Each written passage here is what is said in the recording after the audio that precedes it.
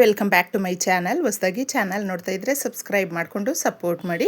ಸಚ್ಚಿದಾನಂದ ಸಾಯಿನಾಥ್ಗೆ ನಮಸ್ಕಾರ ಮಾಡುತ್ತಾ ಸಾಯಿನಾಥರ ಅನುಗ್ರಹ ಎಲ್ಲರ ಮೇಲೂ ಇರಲಿ ಅಂತ ವಿಡಿಯೋ ಪ್ರಾರಂಭ ಮಾಡ್ತಾ ಇದ್ದೀನಿ. ಸ್ನೇಹಿತರೆ, ಇದೇ 21 ಶುಕ್ರವಾರ ವರಮಹಾಲಕ್ಷ್ಮಿ ಹಬ್ಬ. ವರಮಹಾಲಕ್ಷ್ಮಿ ವ್ರತವನ್ನು ಆಚರಣೆ ಮಾಡುವಂಥವರು ಹಾಗೆ ಪೂಜೆ ಮಾಡುವಂಥವರು ಸರಳ ವಿಧಾನದಲ್ಲೇ ಆ ತಾಯಿಯನ್ನು ಆರಾಧನೆ ಮಾಡುವಂಥ ನಾವೆಲ್ಲರೂ ಕೂಡ ಭಕ್ತಾದಿಗಳು ಆ ತಾಯಿ ಸಂಪತ್ತಿಗೆ ಅಧಿದೇವತೆ ಆಗಿರುವಂಥ ಶ್ರೀ ಮಹಾಲಕ್ಷ್ಮಿಯನ್ನು ತುಂಬ ವಿಶೇಷವಾಗಿ ವಿಜೃಂಭಣೆಯಿಂದ ಪೂಜಿಸುವಂಥ ಮಹತ್ವವಾದ ಶುಕ್ರವಾರ ಈ ದಿನ ನಾವು ಈ ಕೆಲವು ವಸ್ತುಗಳನ್ನು, ಪುಟ್ಟ ವಸ್ತುಗಳನ್ನು ಪೂಜೆಯಲ್ಲಿ ಇಡೋದ್ರಿಂದ ತುಂಬ ಶ್ರೇಷ್ಠವಾಗಿರುತ್ತೆ, ಬಹಳ ಒಳ್ಳೆಯದಾಗುತ್ತೆ.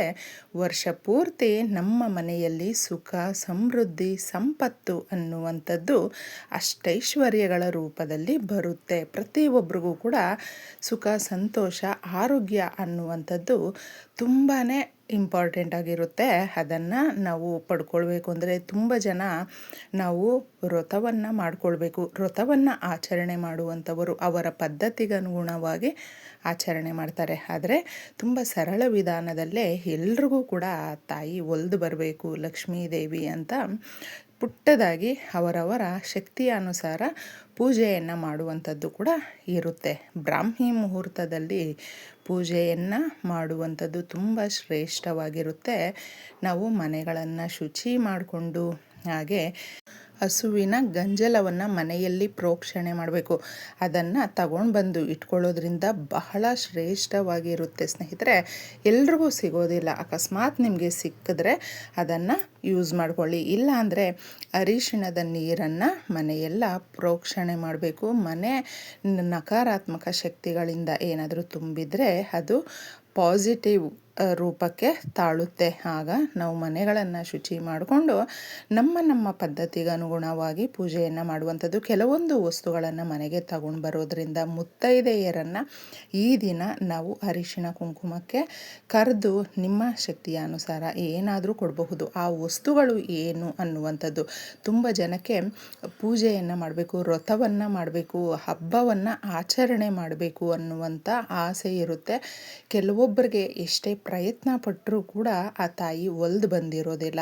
ತುಂಬ ಸಮಸ್ಯೆಗಳಾಗಿರುತ್ತೆ. ಅಂತಹವರು ಆ ತಾಯಿಯನ್ನು ಶ್ರದ್ಧಾ, ಭಕ್ತಿ, ನಂಬಿಕೆಯಿಂದ ಕೇಳಿಕೊಂಡು ಈ ವಸ್ತುಗಳನ್ನು ಪ್ರಥಮವಾಗಿ ತಗೊಂಡು ಬನ್ನಿ. ಮನೆಗೆ ತಗೊಂಡು ಬರೋದ್ರಿಂದ ಬರುವ ವರ್ಷಕ್ಕೆ ನಿಮಗೆ ತುಂಬ ಅನುಕೂಲ ಆಗುತ್ತೆ. ದಿನದಿಂದ ದಿನಕ್ಕೆ ಸಮೃದ್ಧಿ ಆಗುತ್ತೆ. ಮನೆಯಲ್ಲಿ ಅಭಿವೃದ್ಧಿ, ಅಷ್ಟೈಶ್ವರ್ಯಗಳು ಬರುತ್ತೆ. ಸಮಸ್ಯೆಗಳು ಒಂದೊಂದೇ ಹೋಗಿ ಕಷ್ಟ, ಕಣ್ಣೀರು, ಬಡತನ ದೂರ ಆಗಿ ಆ ತಾಯಿ ನಮಗೆ ಒಲಿದು ಬರ್ತಾಳೆ. ಸ್ನೇಹಿತರೆ, ತುಂಬ ಜನ ಅಂದ್ಕೊಳ್ತಾರೆ ಆಡಂಬರದಿಂದ ಲಕ್ಷ್ಮೀ ದೇವಿಯನ್ನು ಪೂಜೆ ಮಾಡಿಕೊಳ್ಬೇಕು ಅಂತ.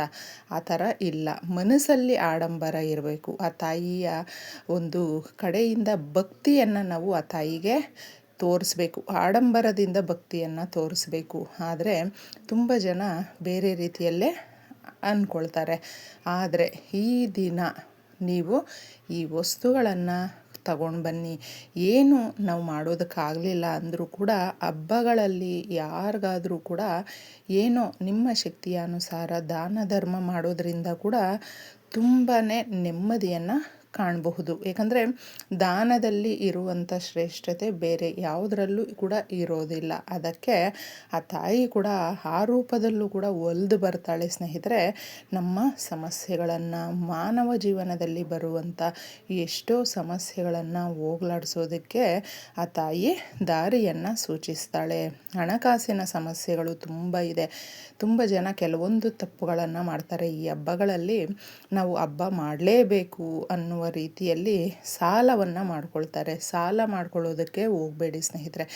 ಎಷ್ಟು ಇರುತ್ತೋ, ಏನಿರುತ್ತೋ ಅದನ್ನೇ ಭಕ್ತಿಯಿಂದ ಮಾಡ್ಕೊಳ್ಳಿ. ತುಂಬ ಜನ ಒಂದು ಕಾಂಪಿಟೇಷನ್ ರೀತಿಯಲ್ಲಿ ಪೂಜೆಗಳನ್ನು ಮಾಡುವಂಥ ಒಂದು ವಿಧಾನಕ್ಕೆ ಹೋಗ್ಬಿಡ್ತಾರೆ. ಆ ಥರ ತಪ್ಪನ್ನು ಮಾಡೋದಕ್ಕೆ ಹೋಗಬೇಡಿ. ಹೆಣ್ಮಕ್ಳಿಗೆ ಅರಿಶಿಣ ಕಲ್ಲರಲ್ಲಿ ಅಂದರೆ ಹಳದಿ, ಯೆಲ್ಲೋ, ರೆಡ್ಡು, ಗ್ರೀನು ಈ ಥರ ಕಲ್ಲರಲ್ಲಿ ಸ್ಯಾರಿಯನ್ನು ಉಟ್ಕೊಳ್ಳುವಂಥದ್ದು ತುಂಬ ಒಳ್ಳೆಯದು. ಮಾಡ್ಕೊಳ್ಳಿ. ಈ ದಿನ ನೋಡಿ, ಚಿಕ್ಕ ಬಳೆ ಬರುತ್ತೆ ಲಕ್ಷ್ಮೀ ದೇವಿಗೆ ಪೂಜೆಗೆ ಬಳಸುವಂಥದ್ದು. ಅದನ್ನು ಸಾಧ್ಯ ಆದರೆ ತಗೊಂಡು ಬನ್ನಿ. ಇನ್ನು ಕವಡೆಗಳು ನಮಗೆ ಎಷ್ಟೋ ರೂಪದಲ್ಲಿರುತ್ತೆ. ಒಂದು ಕಪ್ಪು ದೊಡ್ಡದಾಗಿರುತ್ತೆ, ಇನ್ನೊಂದು ಹಳದಿಯಲ್ಲಿರುತ್ತೆ, ಇನ್ನೊಂದು ಬಿಳಿ ಬಣ್ಣದಲ್ಲಿ ಇರುತ್ತೆ. ಈ ಥರ ಸ್ವಲ್ಪ ಅರಿಶಿಣ ಕಲ್ಲರಲ್ಲಿ ಇರುವಂಥ ಕವಡೆಗಳನ್ನು ಮನೆಗೆ ನೀವು ತಗೊಂಡು ಬರೋದ್ರಿಂದ ತುಂಬ ಶ್ರೇಷ್ಠವಾಗಿರುತ್ತೆ, ತಾಯಿಗೆ ತುಂಬ ಇಷ್ಟ ಆಗುತ್ತೆ. ಹಾಗೂ ಕಪ್ಪು ಕಲ್ಲರಲ್ಲಿರುವಂಥದ್ದನ್ನು ಕೂಡ ನೀವು ತಗೊಂಡು ಬರಬಹುದು. ಲಕ್ಷ್ಮೀ ದೇವಿಗೆ ಇಷ್ಟ ಆಗುವಂಥ ಹಾಗೂ ಪೂಜೆಗೆ ಇಡುವಂಥ ಕಮಲದ ಹೂವು, ಅದನ್ನು ಕಮಲದ ಬೀಜ ಅಂತ ಹೇಳ್ತೀವಿ, ಅದನ್ನು ಕೂಡ ನೀವು ತಗೊಂಡು ಬನ್ನಿ. ಅರಿಶಿಣದ ಕೊಂಬು ಆ ಥರ 1 2 ಈ ಥರ ಪೂರ್ತಿಯಾಗಿರುವಂಥ ಬಟ್ಲಡಿಕೆಯನ್ನು ಮನೆಗೆ ತಗೊಂಡು ಬನ್ನಿ. ಗೋಮತಿ ಚಕ್ರಗಳನ್ನು ಮನೆಗೆ ತಗೊಂಡು ಬನ್ನಿ. ಎಷ್ಟು ಶ್ರೇಷ್ಠವಾಗಿರುತ್ತೆ ಅಂತ ಹೇಳಿದ್ರೆ ಗುಲಗಂಜಿಯನ್ನು ಮನೆಗೆ ತಗೊಂಡು ಬನ್ನಿ. ಈ ಥರ ಎಲ್ಲವನ್ನು ತಗೊಂಡು ಬರಬೇಕಾ ಅಂತ ನಿಮ್ಗೆ ಅನಿಸ್ಬಹುದು. ನಿಮ್ಮ ಶಕ್ತಿಯ ಅನುಸಾರ ಸ್ನೇಹಿತರೆ ಅಟ್ಲೀಸ್ಟ್ ಒಂದಾದರೂ ನೀವು ಮನೆಗೆ ತಗೊಂಡು ಬನ್ನಿ. ಇದರಲ್ಲಿ ಈ ವಸ್ತುಗಳು ಎಲ್ಲವೂ ನಾವು ಮನೆಗೆ ತಗೊಂಡು ಬರೋದ್ರಿಂದ ಅರಿಶಿಣ ಕುಂಕುಮದ ಜೊತೆ ಏನಾಗುತ್ತೆ ಅಂದರೆ ಎಷ್ಟೋ ಜನ ಆ ತಾಯಿ ನಮ್ಗೆ ಒಲ್ದು ಬರ್ತಾ ಇಲ್ಲ, ಸಮಸ್ಯೆಗಳೇ ಇದೆ, ನಾವೂ ಕೂಡ ಪೂಜೆ ಮಾಡಬೇಕು, ಹಬ್ಬವನ್ನು ಮಾಡಬೇಕು ಅನ್ನುವಂಥ ಆಸೆಯಲ್ಲಿ ಇರ್ತಾರಲ್ವ, ಅವ್ರುಗಳಿಗೆ ನೆರವೇರುತ್ತೆ, ಕೋರಿಕೆ ನೆರವೇರುತ್ತೆ, ಇಷ್ಟಾರ್ಥಗಳು ಪ್ರಾಪ್ತಿಯಾಗುತ್ತೆ. ಅದಕ್ಕೋಸ್ಕರನೇ ಈ ರೀತಿ ಹಬ್ಬಕ್ಕೆ ನೀವು ಈ ವಸ್ತುಗಳನ್ನು ಮನೆಗೆ ತಗೊಂಡು ಬಂದು ಒಂದು ಪ್ಲೇಟಲ್ಲಿ ಇಟ್ಟು ಲಕ್ಷ್ಮೀ ದೇವಿಯ ಫೋಟೋ ಹತ್ತಿರ ಈ ನೆನಪಿಟ್ಟುಕೊಂಡು ಏಲಕ್ಕಿ ಮಾಲೆಯನ್ನು ಹಾಕಿ ಸ್ನೇಹಿತರೆ.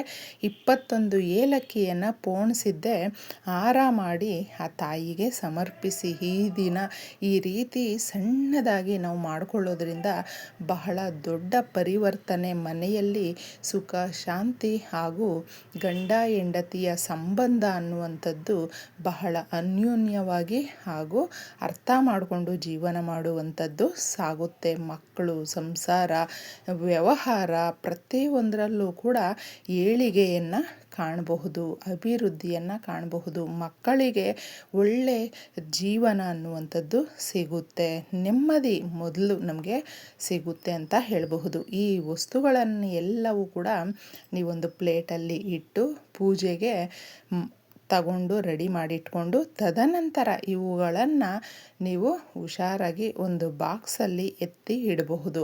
ಲಕ್ಷ್ಮೀ ದೇವಿಯ ಪೂಜೆಯನ್ನು ವ್ರತವನ್ನು ಮಾಡುವ ಸಂದರ್ಭಗಳಲ್ಲಿ ಮತ್ತೆ ಇವುಗಳನ್ನು ತೆಗೆದು ನೀವು ಪೂಜೆ ಮಾಡ್ಕೊಳ್ಳೋದ್ರಿಂದ ಮನೆಯಲ್ಲಿ ಅಭಿವೃದ್ಧಿ ಜಾಸ್ತಿ ಆಗುತ್ತೆ.